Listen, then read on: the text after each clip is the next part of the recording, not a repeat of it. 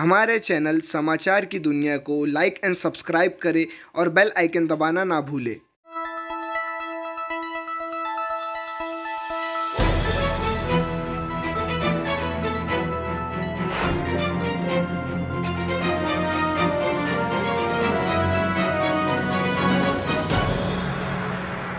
बाबासाहेब आंबेडकरांचा साहित्य लोकशाही अण्णाभाऊ साठे यांचा छत्रपती शिवाजी महाराजांचा महेश मंगेश कसारी यांचा सीआयडी तपास झालाच पाहिजे।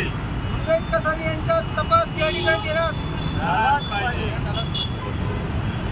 सर, आमच्या मुलाचा घातपात करण्यात आलेला आहे, त्यामुळे उपोषणाला बसलो।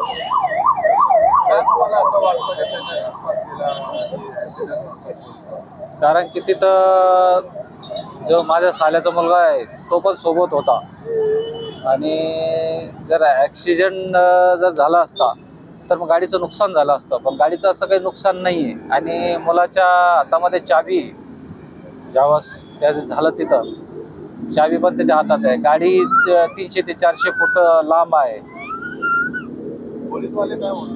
पोलीसवाले म्हणताय काय ॲक्सिडेंट आहे, ॲक्सिडेंट असतं तर हे असं नसतं झालं, कारण चाबी तर नसते हातामध्ये, गाडीचं नुकसान झालं असतं काहीतरी, पण असं काहीच प्रकार घडलेला नाही आहे।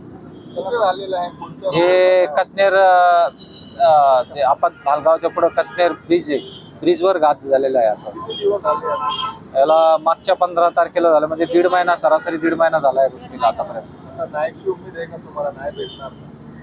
नाही तर मिळाल्यासाठी त्याच्यासाठी तर इथं बसलोय आता। माझं नाव साहेबराव सांडू कसारे, राहणार नायगाव।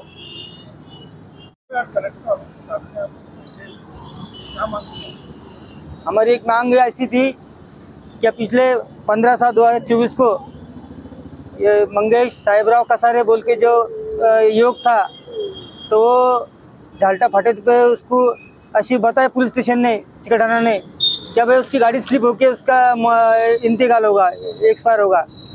लेकिन हमारे कहना ये था कि गाड़ी उसके जहाँ पे खड़ी थी वो 300 से 400 मीटर दूरी पे गाड़ी खड़ी थी, और वो जो था कि पुल के कटड़े पे लटके हुआ था, गाड़ी की चाबी उसके पास थी, और गाड़ी स्लिप होती है तो उसके पास चाबी कैसे आती है, ऐसे कुछ संशय रीत्या उस पर हमको इसमें आया, डाउट आया।